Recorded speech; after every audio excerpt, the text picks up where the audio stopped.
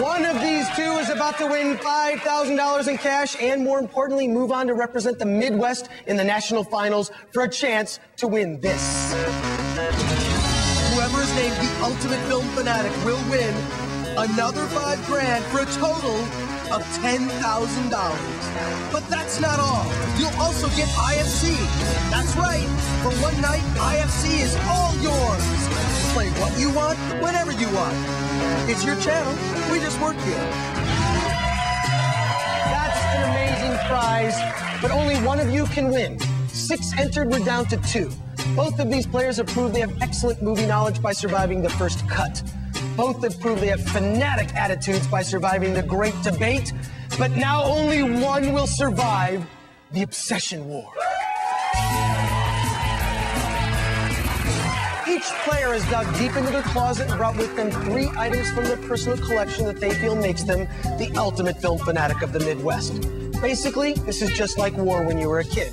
You show off one of your obsession items, then you'll show off one of yours, and our panel will decide which item is more freakishly obsessive. Then Megan will award that player a star. It takes 2 stars to win. Okay, who won the coin toss backstage? I did. Julian, that means you'll go up first. Please present your first item.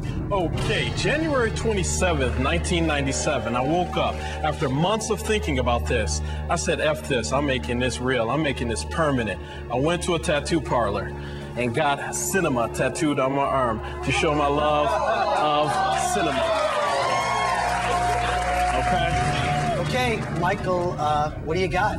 When I was a kid living in La Mirada, California, I went to the La Mirada Mall and I played Star Wars arcade game all the time. And I made a promise when I moved away from California that if I ever was able to afford it, I would find one of these and buy it.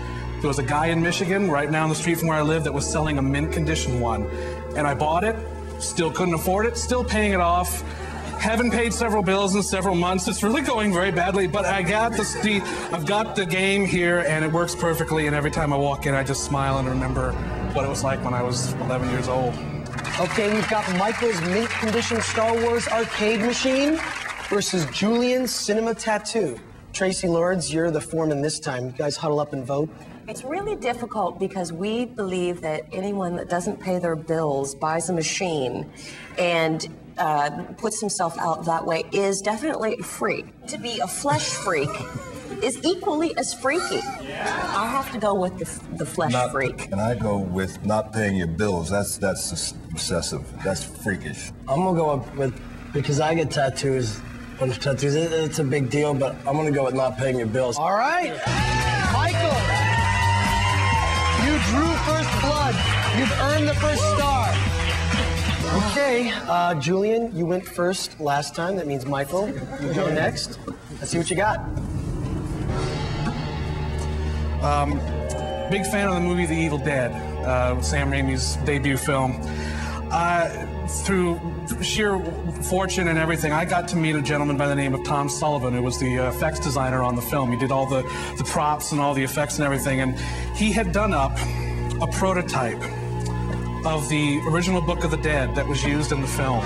It's got the original hand-drawn artwork already in it, and it's autographed. It's authenticated by Tom Sullivan here, and it's made out of, well, I'm assuming it's not flesh, but it's good. And okay, Julian, you're up. What do you got? Spike Lee is a filmmaker that really got me interested more heavily into the world of cinema, in particular learning different directors and things of that nature. While I was in college, I worked hard enough to earn an internship. Went to New York to interview with 40 Acres and the Mules, Spike Lee's production company. I got there, did the interview, had to go back home to Detroit, got the internship, went to New York for the summer, worked on Crooklyn as a set PA on an internship for free, lived in New York, didn't get paid. Okay, we've got the Book of the Dead from Evil Dead, signed by the actors, against the Spike Lee internship. Richard Roundtree, you're a foreman this time. You guys have to huddle up and... We already did it. Okay, let's hear it. Both are very, very impressive. But I got to tell you, anybody who would go from Detroit to New York and work for free,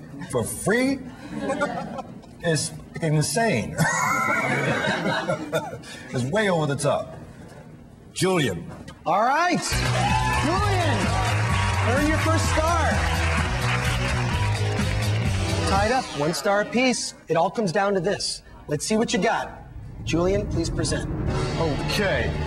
One of the greatest gangster film, if not the definitive gangster film, is Scarface. Okay, Al Pacino's performance in that film has lived in the history of cinema and will go down as one of the best gangster films. So I grabbed 2 production stills from the film Scarface, make sure I had something to remember the film by, and then walking down the streets of my own city, I saw a shirt that I had to have. I told the guy that was wearing it, I'm like, I will give you $200 right now if you give me that shirt off your back. Did he give me the shirt? You tell me.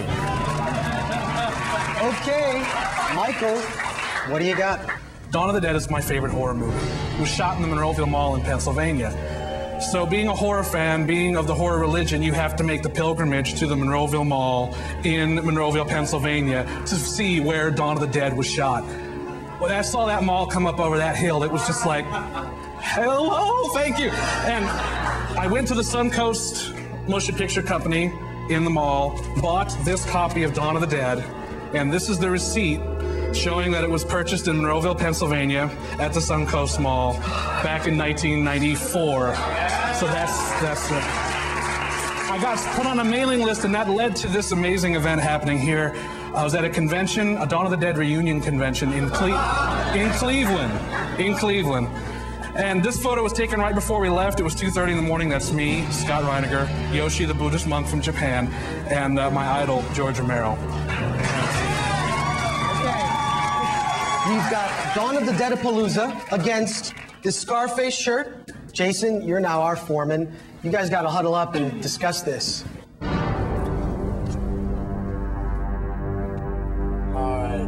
We're all gonna agree with, what do you call it, Dawnapalooza or Deadapalooza? Is that what you said? That's how I describe it. We're gonna go with Michael. Oh, Michael! And the final star! You are the ultimate film fanatic of the Midwest! Come on over here, Michael! Come on over here! Awesome job! You did it! Here's your award! You get the $5,000 cash and the ass end of a statue. Not bad for a half hour's work. Now to get the top half that screws into that ass, you'll be coming back to our final show where you'll face off against our other regional winners from all over the country for a chance at an additional $5,000 and programming IFC for a night, and most importantly, bragging rights as the ultimate film fanatic of the entire United States. But for now, enjoy this statue. What do you have to say? Oh, good Lord. I want to thank myself for not following the advice of my teachers, for not following the advice of my parents and actually doing my schoolwork and doing anything responsible with my life whatsoever. And I want to thank, well, nobody else. I did this all myself, and this is usually the point where they start playing the orchestra music, so I'm out. And I want to thank my panel of celebrities, Tracy Lords, Richard Roundtree, Jason Mewes. Join us next time on the Ultimate Film Fanatic, and we'll be scouring another part of the country for more obsessive film fans. Until then, this is Chris Gore saying, leave the gun, take the cannoli.